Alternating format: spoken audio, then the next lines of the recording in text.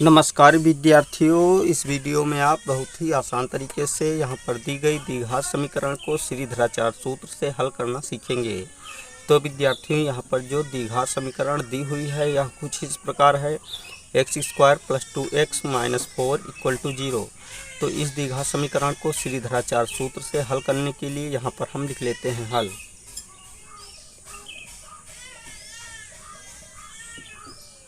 अब हम x² के गुणांक को a से तथा x के गुणांक को b से व अचर पद को c से डिनोट कर लेते हैं।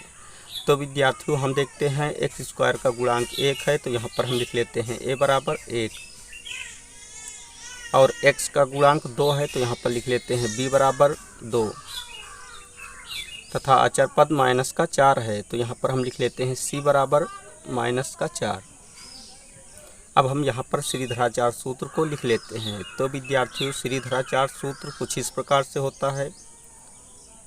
x या x बराबर -b ±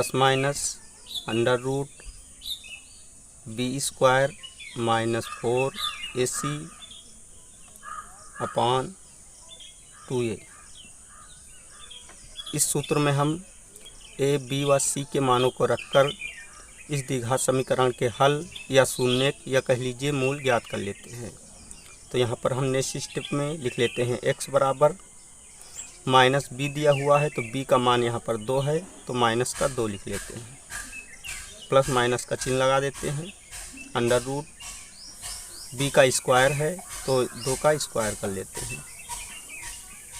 -4 × a का मान यहाँ पर 1 दिया हुआ है, तो 1 लिख लेते हैं। और c का मान -4 है, तो यहाँ पर -4 लिख लेते हैं। अपान में 2a दिया हुआ है, तो 2 गुणे a का मान 1 है, तो यहाँ पर 2 गुणे 1 लिख लेते हैं। अब नेक्स्ट स्टेप में x बराबर -2 ±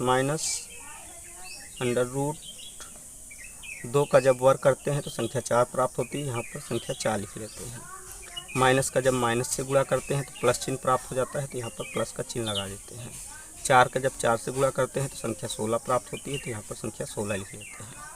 और अपान में 2 का जब 1 से गुणा करते हैं तो संख्या 2 प्राप्त होती है, तो संख्या 2 लिख लेते हैं। नेक्स्ट स्टेप में x बराबर -2 ± √4 में 16 जोड़ने पर संख्या 20 प्राप्त होती है, तो संख्या 20 लिख लेते हैं। अपान में संख्या 2 लिख लेते हैं। अब यहाँ पर हम नेक्स्ट स्टेप में x बराबर -2 ± के अंदर यहाँ पर देखते हैं संख्या 20 है, तो इसको हम 4 गुणे 5 के रूप में लिख लेते हैं, क्योंकि 4 पंजे 20 होता है। अपान में संख्या 2 लिख लेते हैं। नेक्स्ट स्टेप में x बराबर -2 ± 4 को रूट से बाहर निकालते हैं तो संख्या 2 प्राप्त हो जाती है, तो संख्या 2 लिख लेते हैं। और रूट के अंदर संख्या 5 लिख लेते हैं। अपान में संख्या 2 लिख लेते हैं। अब हम यहाँ पर एक बार प्लस चिन्ह लेते हैं तथा दूसरी बार माइनस चिन्ह लेते हैं। तो यहाँ पर हम लिख लेते हैं प्लस चिन्ह या धन चिन्ह लेने पर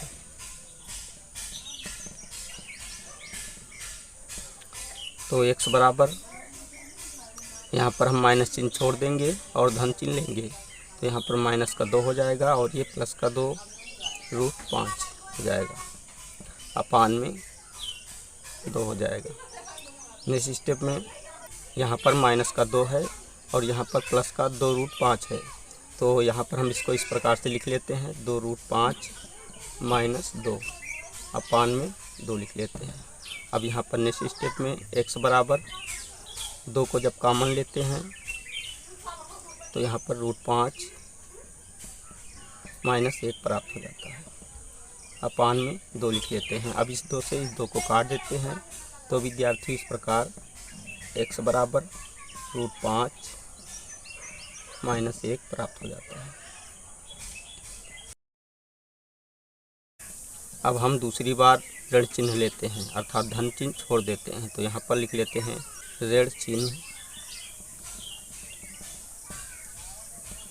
लेने पर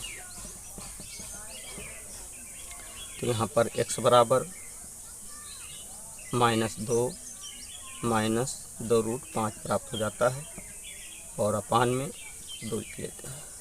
नेक्स्ट स्टेप में माइनस का 2 कॉमन ले लेते हैं, तो यहाँ पर 1 + √5 प्राप्त हो जाता है और अपान में 2 प्राप्त हो जाता है।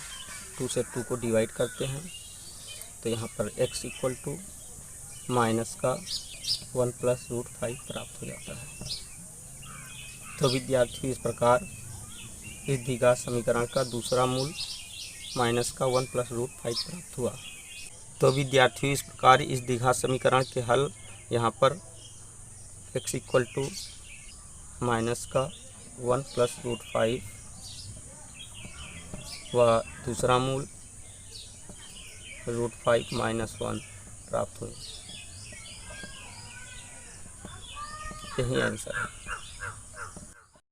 तो विद्यार्थियों, इस वीडियो में आपने बहुत ही आसान तरीके से यहाँ पर दी गई द्विघात समीकरण को श्रीधराचार्य सूत्र से हल करना सीख लिया है। अगर आपको हमारी वीडियो अच्छी लगी तो हमारी वीडियो को एक लाइक दीजिए तथा चैनल को सब्सक्राइब कीजिए और बेल आइकन को प्रेस कीजिए ताकि आने वाली ऐसी ही हर वीडियो का नोटिफिकेशन आपको मिलता रहे। जय हिंद।